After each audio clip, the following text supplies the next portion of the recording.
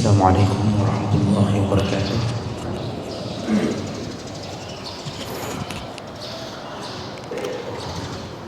Innal hamdalillah nasta'inuhu wa nastaghfiruh wa na'udzu bihi min shururi anfusina wa min sayyiati a'malina. Man yahdihillahu fala mudilla lahu wa man yudlil fala hadiya lahu. Asyhadu an la ilaha illallah wahdahu la syarika lahu وأشهد أن محمدا عبده ورسوله الكريم. اللهم صل وسلم على نبينا وسيدنا محمد وعلى آله وأصحابه أجمعين. أما بعد، رب اشرح لي صدري ويسر لي أمري واحلل عقدة من لساني يفقهوا قولي. Segala puji bagi Allah, kemudian salawat dan salam kepada Rasulullah, pada keluarga dan seluruh sahabat-sahabatnya. Jemaah subuh yang dimuliakan Allah Subhanahu wa taala, sebentar kita duduk bersama sekitar 30 menit ke depan untuk melanjutkan pelajaran melalui kitab At-Targhib wa Tarhib. Dan di pertemuan-pertemuan sebelumnya kita sudah membahas tentang fungsi daripada niat, ya. Dan sebagaimana judul daripada kitab ini, mulai dari subuh ini kita berpindah ke pembahasan At-Tarhib fir Riya, yaitu ancaman tentang bahayanya riya. Kemarin kita sudah bicara tentang at-targhib, motivasi, ajakan tentang pentingnya niat. Ini tentang ancaman bahayanya riya. Hadis pertama yang dicantumkan oleh Imam Al-Munziri, yaitu tentang kondisi orang-orang yang mempunyai penyakit riya dan keadaan mereka di akhirat nantinya. Hadis ini riwayat Muslim dan Nasa'i dengan derajat yang sahih.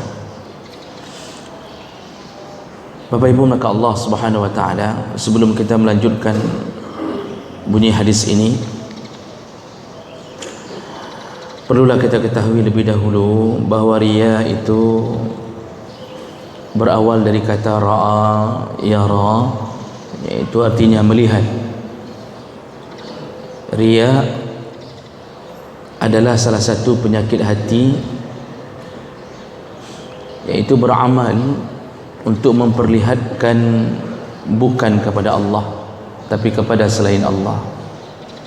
Dia beramal tapi dia ingin memperlihatkan amalannya kepada selain Allah.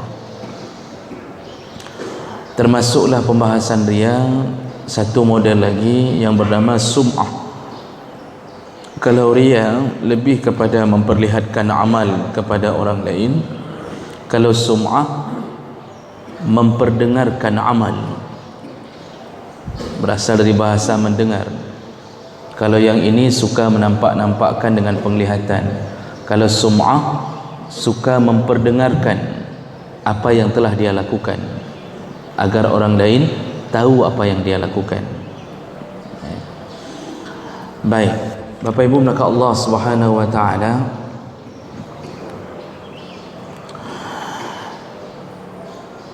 dahsyatnya orang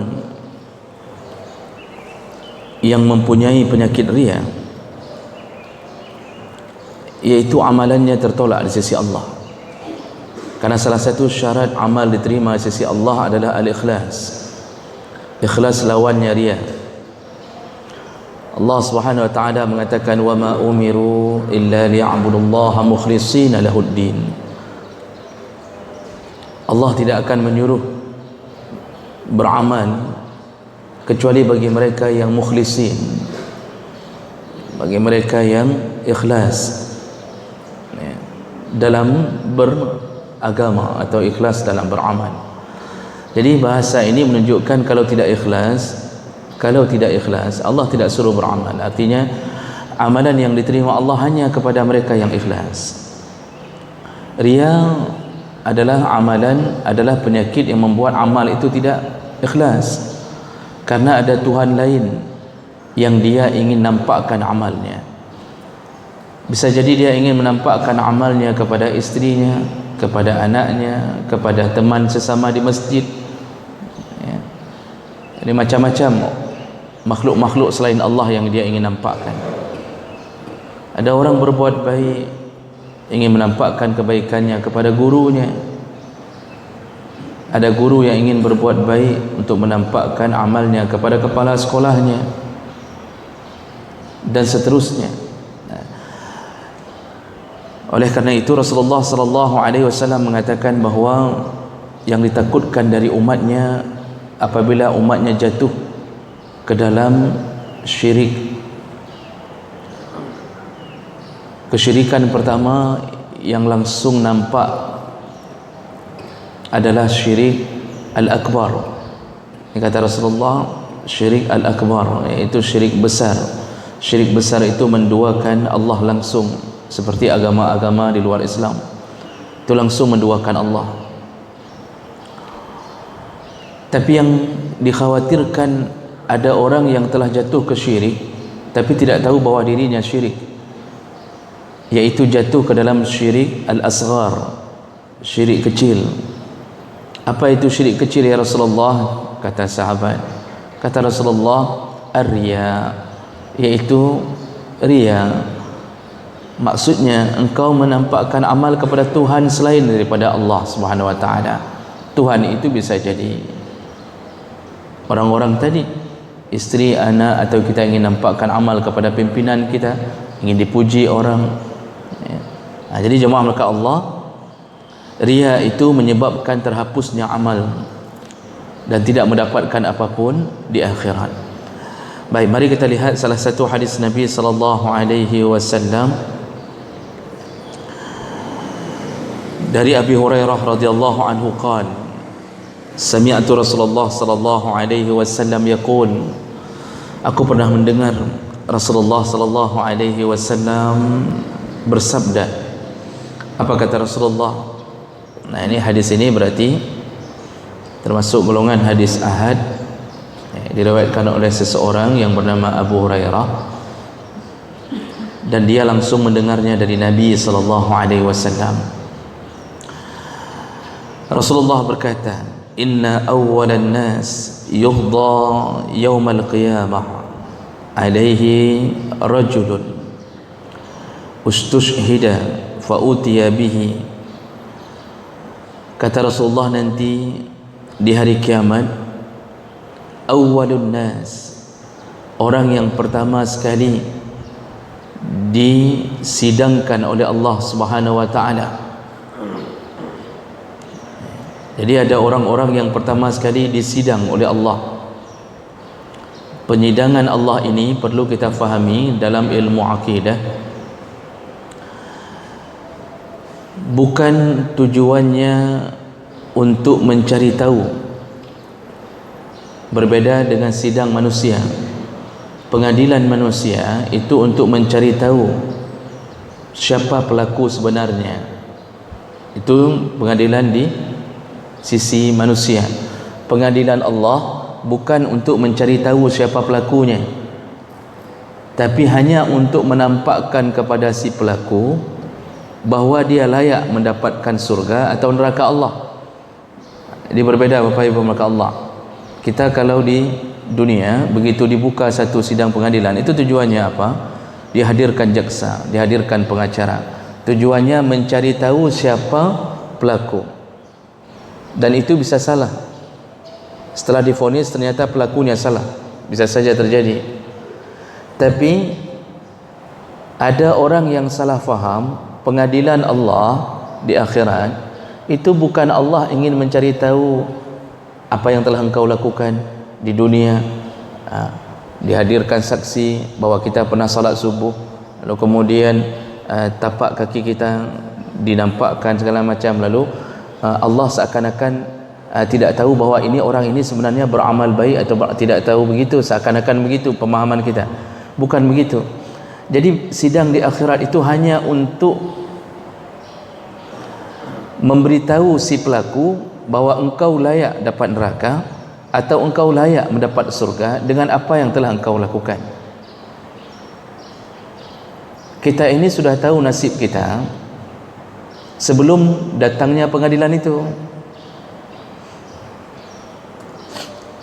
Ketika kita sakaratul maut, kita sudah tahu apa yang terjadi pada diri kita. Nerakakah kita, surgakah, kita sudah tahu. Dan itu terbukti dari banyak hadis. Di antaranya proses pencabutan nyawa dalam hadis Musnad Ahmad bin Hanbal dengan derajat yang sahih, disebutkan bahawa waktu datangnya malaikat maut, kalau kita orangnya hamba yang mukmin, malaikat maut datang beserta rombongan, lalu kemudian di tangannya ada kain kafan yang dibawa dari surga, wanginya wangi kasturi, lalu kemudian dia mendekat ke kepala orang yang akan dicabut, sedangkan rombongan yang lain menunggu, lalu kemudian dicabutlah nyawa hamba mukmin ini seperti mulut ceret, seperti mulut air keluar dari mulut ceret, kata Nabi. Jadi mudahkan, sakit luar biasa tapi dimudahkan. Jadi dari awal kita sudah tahu bahawa kita kategori hamba yang selamat atau tidak dari proses pencabutan sakarat. Lalu Nabi sambung, hamba yang maksiat juga datang serombongan malaikat, lalu kemudian di tangannya bawa kain kafan, bau busuk luar biasa, lalu kemudian satu malaikat mendatangi kepala orang yang akan dicabut nyawanya. Ketika dicabut, sebelum dicabut, digertak oleh malaikat, digertak nyawa itu oleh malaikat, lalu timbul rasa takut, lalu dipersulit proses itu. Nah, jadi jemaah maka Allah, begitu masuk alam barzah, ternyata puluhan hadis menyebutkan tentang adanya siksa kubur. Disinilah orang-orang yang sebahagian menentang adanya siksa kubur dengan logika kan belum disidang oleh Allah. Jadi ada sebahagian kecil orang menolak adanya azab kubur. Katanya enggak mungkin ada azab kubur. Mana mungkin? Bagaimana mau diazab kubur sedangkan kiamat belum terjadi, pengadilan Allah belum jalan? Mana mungkin dia tahu bahwa dia orang ini layak disiksa atau tidak, sedangkan pengadilan Allah belum jalan? Ini sebahagian kecil orang berfikir begini. Padahal Nabi menyebutkan siksa-siksa kubur. Dalam hadis yang paling masyhur, Rasulullah sedang berjalan dengan kudanya diiringi oleh beberapa sahabat, kemudian kudanya terloncat di depan dua kuburan. Lalu sahabat bertanya, ada apa dengan kudamu ya Rasulullah? Kemudian Rasulullah berkata, dia mendengarkan azab kubur dari dua kuburan ini. Yang pertama adalah orang yang yamshi bin namimah, orang yang suka di dunia berjalan dengan namimah, mengadu domba, hidupnya suka mengadu domba. Hati-hati, siksa kubur itu dipastikan kepada orang yang suka mengadu domba, walaupun yang diadu manusia, baik melalui langsung ataupun melalui WA. Maka jangan sebarkan berita hoax yang sifatnya bisa membuat orang mempaki. Ini adu domba. Nah, kemudian orang kedua, kata Rasulullah, la yastanzihu minal baul, tidak membersihkan, mensucikan dirinya daripada bekasan kencing, tidak cebok atau tidak peduli kencing yang loncat ke pakaiannya lalu dia sadat. Nah, ini menunjukkan ada azab kubur. Kalau logika memang seakan-akan benar pendapat sebagian orang ini. Mana mungkin disiksa kubur, pengadilan Allah belum jatuh. Jadi cara berfikir mereka ini enggak mungkin. Tapi Nabi menyebutkan, yang kita lebih percaya adalah Nabi sallallahu alaihi wasallam. Kalau begitu, kita ini sudah tahu nasib kita, Bapak Ibu maka Allah, sebelum datangnya sidang Allah. Jadi untuk apa sidang di akhirat itu? Bukan untuk mencari tahu pelaku, tetapi hanya untuk li'alla yakuna hujjah, supaya pelaku tidak bisa berhujjah di hadapan Allah. Jadi seandainya ada orang dimasukkan ke dalam neraka Allah, seakan-akan kalau dia nanti mengatakan, hai Pak Kandung dalam neraka, kenapa saya dalam neraka, apa salah saya? Oh nanti misal contohnya Allah mengatakan bahwa engkau melakukan ini, mana buktinya, mana buktinya, kan begitu orang merasa dizalimi oleh Allah. Makanya sidang itu Allah ingin menampakkan, wa may ya'mal misqala zarratin khaira, sekecil apapun kebaikan yang engkau lakukan, yarah, dinampakkan kepadamu, dan sekecil apapun kejahatan, syarra, yarah, engkau juga dinampakkan. Itu saja tujuan pengadilan. Jadi orang ini tunduk kepada Allah, tidak berani berhujjah. Hari ini para orang-orang yang divonis, sudah divonis pun dia masih mengatakan ke orang lain, saya difitnah oleh orang-orang, saya difitnah oleh hakim, bukti enggak ada, segala macam. Itu karena pengadilan manusia tidak bisa menemukan bukti. Pengadilan Allah menghadirkan bukti. Habis salat fardu, kita disuruh berpindah untuk sebelum salat sunnah. Dua pekerjaan pilih di antara dua pekerjaan. Kalau bukan berbicara, kata Nabi, atau berpindahlah, bergeraklah. Maksud berbicara, berzikirlah, kemudian baru salat sunnah. Atau kalau mau langsung salat sunnah, berpindahlah dari tempatmu. Di salah satu hikmahnya agar kaki yang menginjak tempat yang berbeda menjadi saksi di hari kiamat. Itu datang, tapakan kaki kita datang bahwa aku datang kepadamu ya Allah di waktu subuh, dan ini janji Allah, semua orang yang berjihad fi sabilillah, setiap bukit, setiap gunung, kata Nabi, yang dilewatinya, semua tanah dan bebatuan yang terkena pijakan kakinya, kalau dia berjihad fi sabilillah, menjadi saksi untuknya.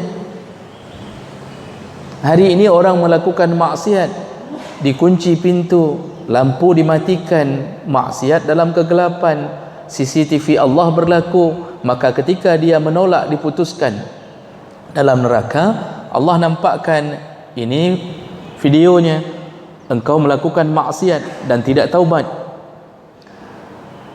Jadi Allah nampakkan per detik amalan kita. Jadi begitulah pengadilan Allah Subhanahu wa taala. Nah, orang yang pertama sekali diadili oleh Allah telah diberitahu oleh Nabi. Jadi Nabi sudah kasih tahu siapa orang-orang yang pertama diadili. Siapakah mereka? Yang pertama, kata Rasulullah, rajulun ustushhida fa utiya bihi, yaitu orang-orang yang di dunia dianggap mati syahid. Yang disebut mati syahid, yang berjuang, berjihad, menegakkan kalimah Allah di medan perang. Fa'arafahu ni'amahu. Di sini Nabi langsung menceritakan proses pengadilan itu. Jadi didatangkanlah semua orang-orang yang syahid. Dan sebagai contoh barang, didatangkan satu orang syahid di dunia. Lalu diberitahu oleh Allah nikmat-nikmat orang yang syahid. Diberitahu dulu ini nikmat orang yang syahid. Contohnya misal Allah mengatakan orang syahid itu di surga akan begini, di surga akan begini, diberitahu kepadanya.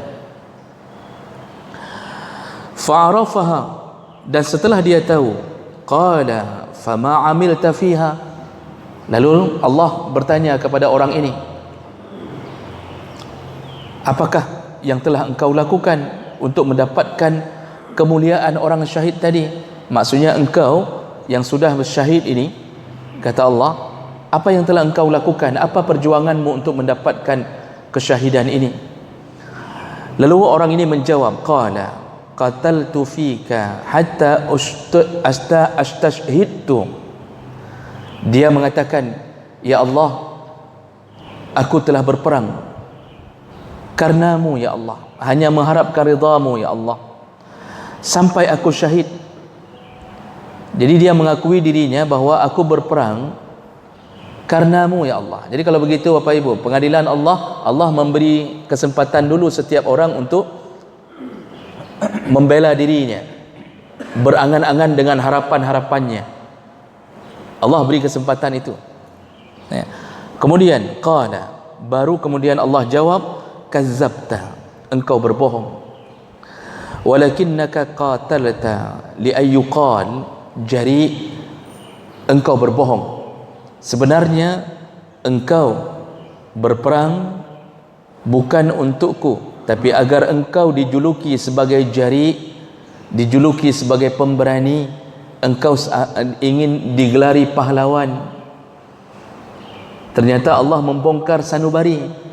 Mulut boleh mengatakan aku berperang karenamu ya Allah. Hari ini kesaksian di dunia mengandalkan mulut, kesaksian di akhirat mengandalkan kebenaran dalam sanubari, dan Allah yang memberitahu sanubari itu. Allah mengatakan engkau bohong, engkau bukan mengharapkan ridha aku, engkau ingin dijuluki sebagai pemberani, engkau ingin digelari sebagai pahlawan. Faqad qila, lalu Allah berkata kepada para malaikat, summa umira bihi fasuhiba ala wajhihi hatta ulqiya finnar. Lalu Allah menyuruh malaikat, ambil orang ini, seretlah dengan wajahnya, artinya dengan cara menyeret yang tidak terhormat.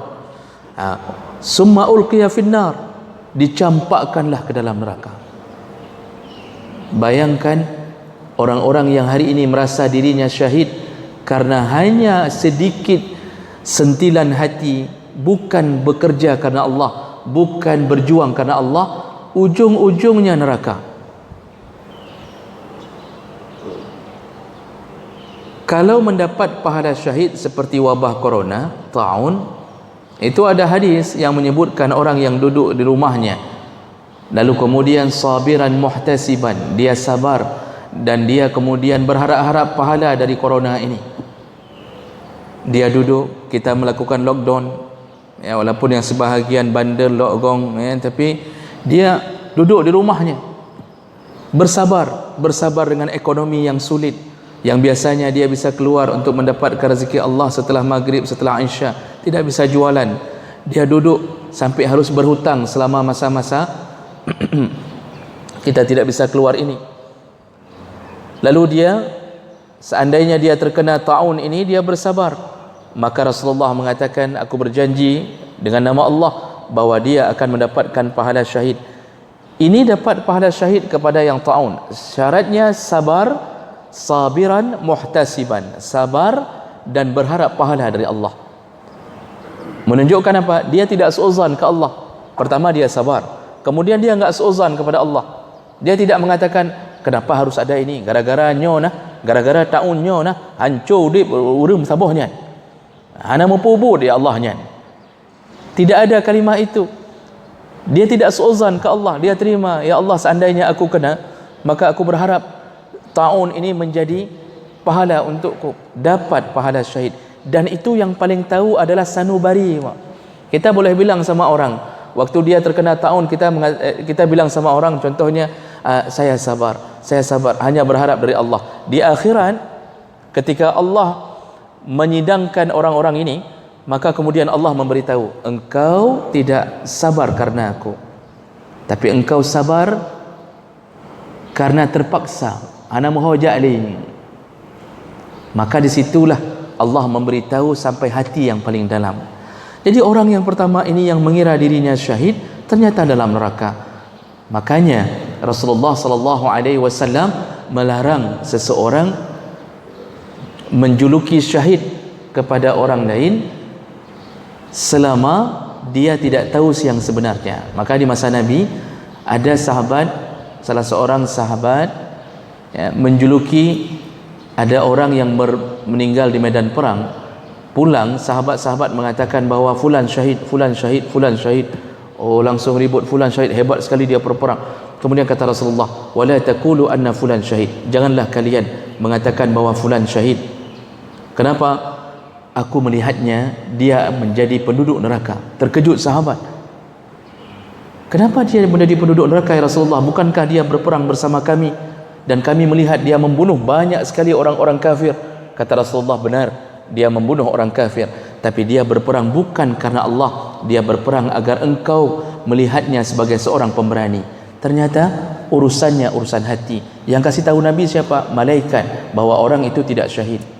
Ini hari ini mudah sekali menjuluki orang syahid. Asal meninggal, turun hujan rintik-rintik, sudah syahid, fulan syahid. Ujun langit mentang diklik, kata orang. Langit saja nangis, oh, syahid fulan, tenang saja, syahid, kata dia. Dari mana kita tahu syahid?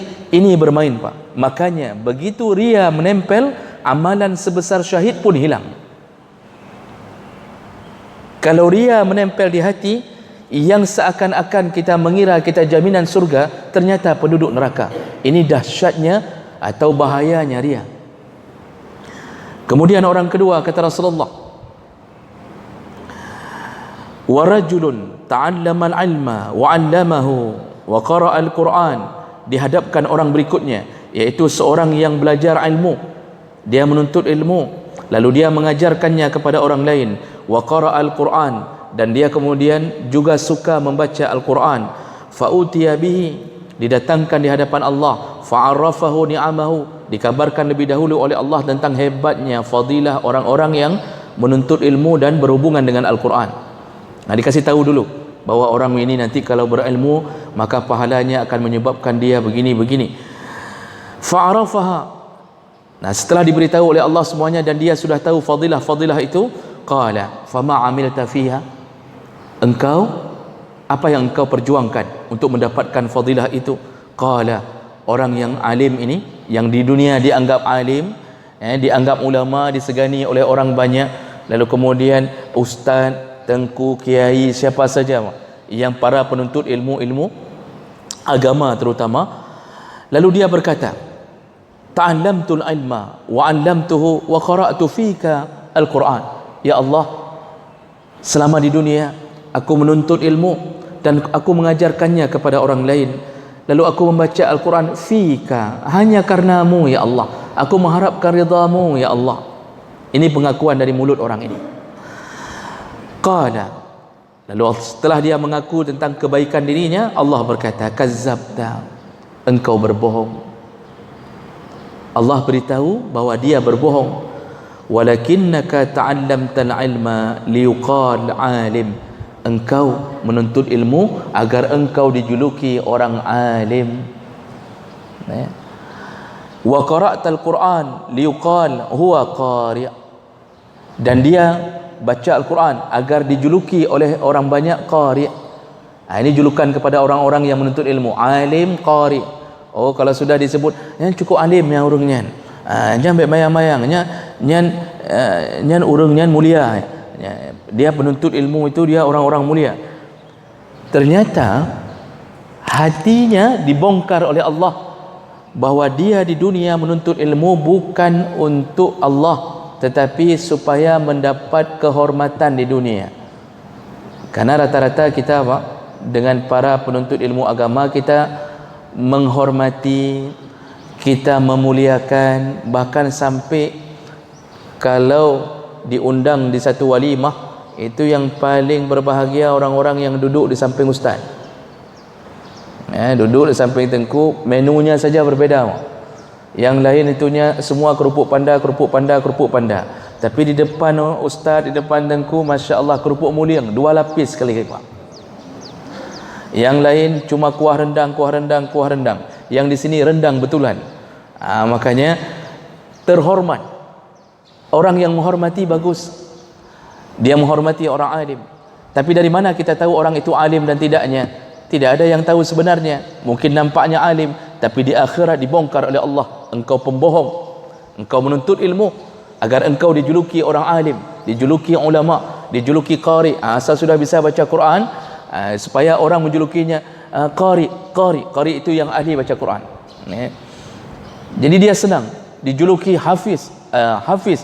Makanya saya pribadi sebenarnya tidak terlalu setuju dengan julukan-julukan. Kalau orang hafal Quran 30 juz, tidak perlulah taruh nama Al-Hafiz di depannya, karena kalimah-kalimah itu menjadi jembatan kita, menjadi jembatan untuk menuju ke ria. Walaupun tak ada rencana ria, tapi begitu dipanggil di mik, yang menjadi imam pada malam ini adalah Al-Hafiz, oh langsung seakan-akan semua orang tahu nyan hafal Quran 80 juz, masya-Allah, jangankan 80 juz, kulit-kulit di pajuh mendum. Jadi dia merasa bahawa begitu dia ingin membacanya timbul rasa bangga. Penuntut ilmu timbul rasa bangga. Bapak Ibu melaka Allah, kita tahu orang itu alim atau tidak? Ciri utamanya cocok antara ilmu dengan amal. Cocok bahasa sederhana, antara kitab dengan perilaku cocok. Bukan kitab isi kitab lain, bot lain. Sebenarnya bukan alim walaupun kita menyebutnya alim. Ada orang besar menyebut saya Ustaz alim, masya-Allah, Ustaz alim sekali. Belum tentu. Lihat cocok tidak antara isi ilmu dengan perilakunya. Ada orang pintar ceramah, Pak. Ini ada pengakuan-pengakuan, kesaksian-kesaksian. Ada orang yang bercerita ke saya, Ustaz, saya fikir dia orangnya alim, misal begitu. Pintar ceramah, tapi begitu dihidangkan makanan, kita tahu orang alim atau tidak? Kalau dihidangkan makanan, orang alim itu dia akan makan sesuai dengan ilmu. Bagaimana cara makan dengan ilmu? Mulutnya pertama bismillah, lalu kemudian dia akan makan di pinggiran yang terdekat dengan mulutnya. Dia akan makan dengan rapi, karena kata Rasulullah, kul mimma yalik, makan dulu yang paling dekat dengan mulutmu. Jadi waktu dia mengambil makanan, bersih, ya, bersih sedikit-sedikit. Tapi kalau sesudah ceramah, begitu kita hidangkan makanan, begitu dia lihat dilawaknya semua, gerubuk-gerubuk dilawaknya semuanya, diambil yang paling jauh, kemudian dia makan celemok-celemok. Yang ceramah lagi cara nyan. But dah nak cocoknya, nampak. Apalagi model nasi belum habis, nasi tidak habis, ambil cuci tangan, langsung cuci tangan di atas nasi. Makanya jangan tertipu dengan gaya. Jangan tertipu dengan gaya pakaian. Bahawa kalau ustaz tengku pakaiannya harus baju koko, menyokong model melipik tak botak lagi nyan kan ustaz.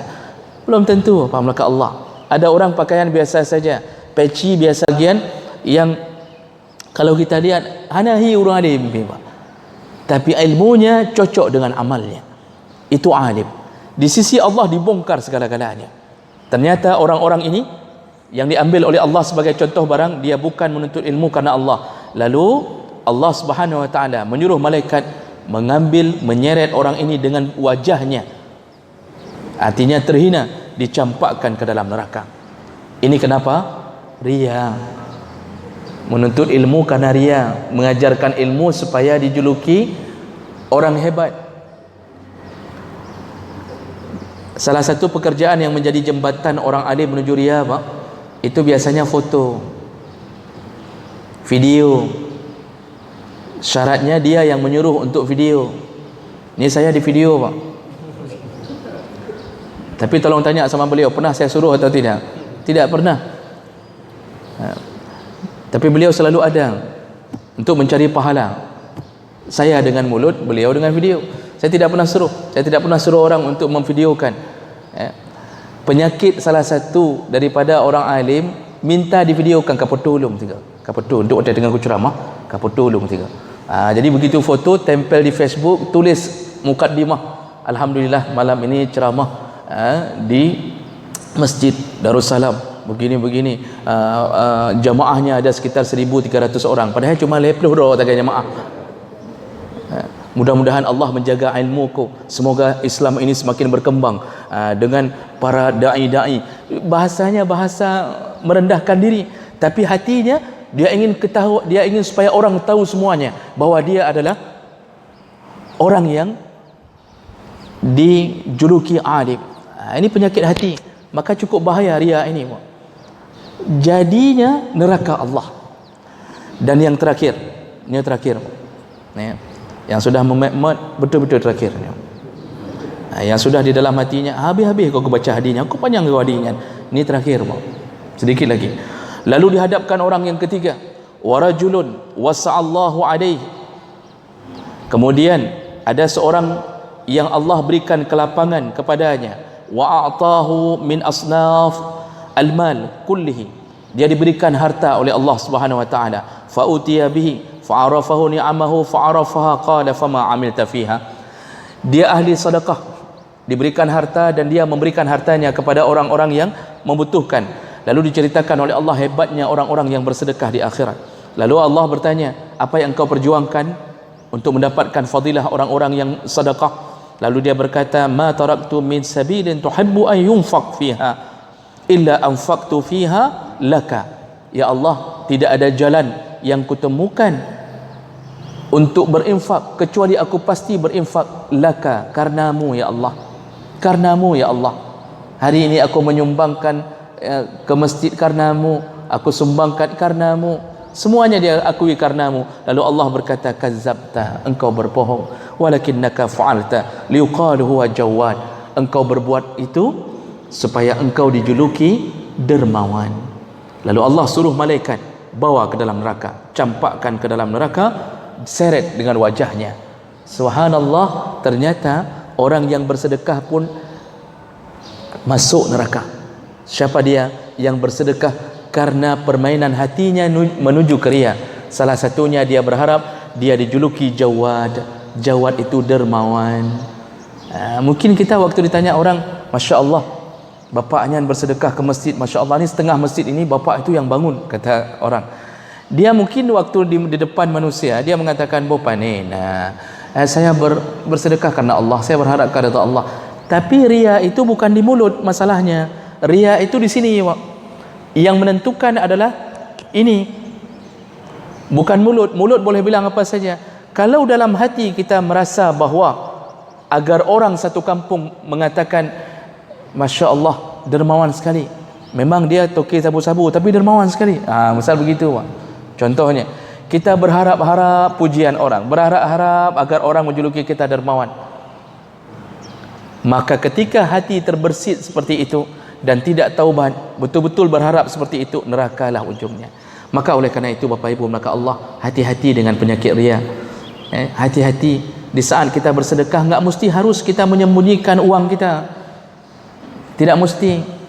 Boleh bersedekah dengan terang-terangan, tidak mengapa, dibolehkan, dan itu engkau telah mendapatkan pahalanya, kata Allah, selama hati tidak ria. Jadi sedekah terang-terangan tidak menunjukkan bahawa ria, tapi yang bermain hati. Jadi yang terbaik, sedekahlah sembunyi-sembunyi. Kenapa? Menutup jalan ke ria. Diumumkan nama di masjid setiap Jumaat, yang nyumbang sumbangan dari fulan bin fulan, 10 keramik atau 100 sak semen. Berdosakah? Tidak. Riakah? Belum tentu. Selama yang sumbang, walaupun namanya disebut, dia tidak merasa ingin menampakkan amalnya, tapi disebutkan nama, itu hal menunjukkan pertanggungjawaban pengurus. Tapi menyebutkan nama hamba Allah itu lebih baik. Kenapa? Menyembunyikan jembatan supaya putus jembatan menuju ria. Memang kita rencana, enggak ada rencana ria, tapi begitu disebutkan nama, kita sedikit lihat kiri kanan, Pak, ada yang memandang kita atau tidak. Misal tadi enggak ada rencana kita ria, tapi gara-gara yang menyumbang 100 sak semen, Tengku Haji fulan, kita lihat ke kanan, Punayanging Long Pahana, oh ada orang, kebetulan orang ada yang nunjuk, ya bapaknya yang sumbang 100 masjid, bapaknya. Oh berbunga-bunga hati, Pak. Alhamdulillah, kai curi legok baik itu so okey. Macam begitu, Pak. Itu jembatan, rencana enggak ada rencana ria, tapi jembatan terbuka. Maka lebih bagus sembunyikan, biar tertutup, biar syaitan bingung membongkarnya.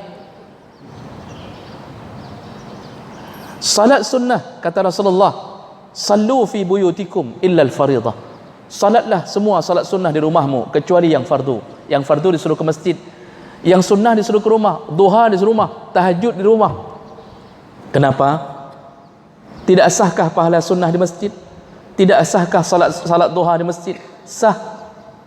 Kenapa Rasulullah suruh di rumah? Menutup jembatan menuju ria. Jadi syaitan enggak bisa ngambil kesempatan.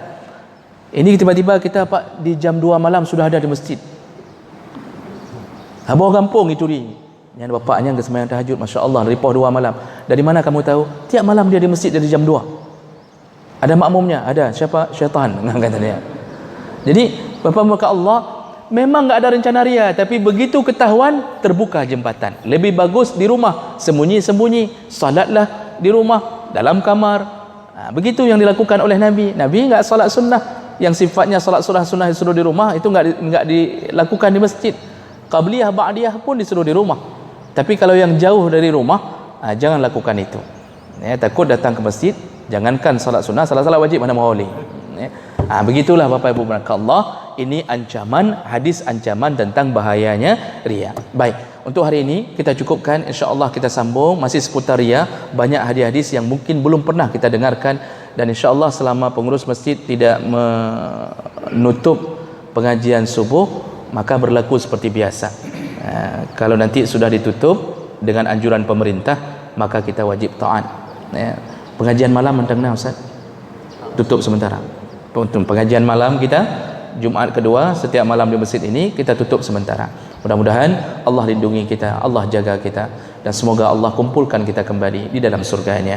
Amin ya rabbal alamin. Subhanakallahumma bihamdik asyhadu an la ilaha illa anta astaghfiruka wa atubu ilaik. Wassalamu alaikum warahmatullahi wabarakatuh.